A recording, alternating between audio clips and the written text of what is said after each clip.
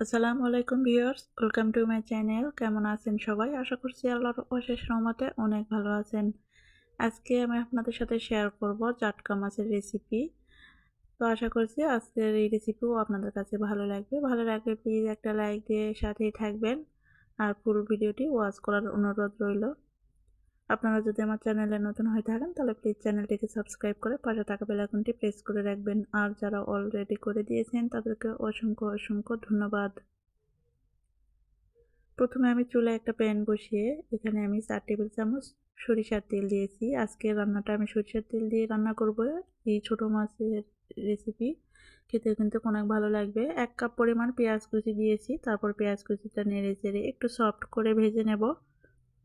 তো পেঁয়াজটা একটু সফট করে ভেজে নিয়েছি।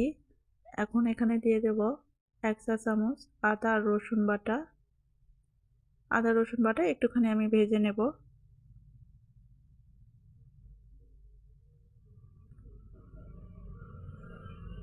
এখন এখানে দিয়ে দিচ্ছি 1 চা চামচ হলুদ গুঁড়া, 1.5 চা চামচ দিয়ে দিচ্ছি লাল মরিচের গুঁড়া, দিয়ে দিচ্ছি সামান্য পরিমাণ পানি মশলাগুলো কষিয়ে নেব তার জন্য। এখানে কিন্তু এখনও আমি লবণ ব্যবহার করিনি।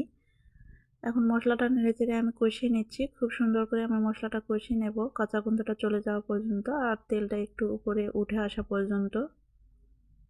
এখন কেটে ধুয়ে রাখা আমি ছোট ইলিশ মাছ দিয়ে দিচ্ছি। এখন আমি এখানে স্বাদ অনুযায়ী লবণ দিয়ে দিলাম। এখন মাছটা একটুখানি নেড়েচেড়ে মশলার সঙ্গে মিশিয়ে নেব। এই মাছগুলো ছোট হলেও কিন্তু খেতে অনেক বেশি ভালো লাগে এইভাবে রান্না করলে।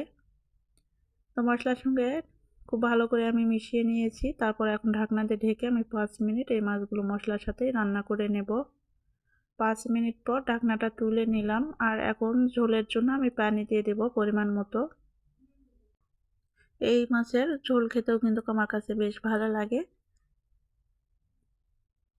খুব ভালো করে একবার মিশিয়ে নিয়েছি, তারপর ঢাকনা দিয়ে ঢেকে আমি রান্না করে নিচ্ছি 6 থেকে 7 মিনিট। 7 মিনিট পর আমি ঢাকনাটা তুলে নিয়েছি আর এই পর্যায়ে কিন্তু কিছুটা ঝোল একটু টেনে এসেছে। এই পর্যায়ে আমি কয়েকটা কাঁচামরিচ একটু মাঝখান থেকে ভেঙে দিয়েছি, এতে করে কাঁচামরিচের ফ্লেভারটা বেরিয়ে আসবে। তারপর ঢাকনা দিয়ে ঢেকে আরও 5 মিনিট আমি রান্না করে নিচ্ছি। 5 মিনিট রান্না করে নিয়েছি আর রান্নাটাও কিন্তু কমপ্লিট হয়েছে। আমি এখন চুলাটা অফ করে দিয়েছি।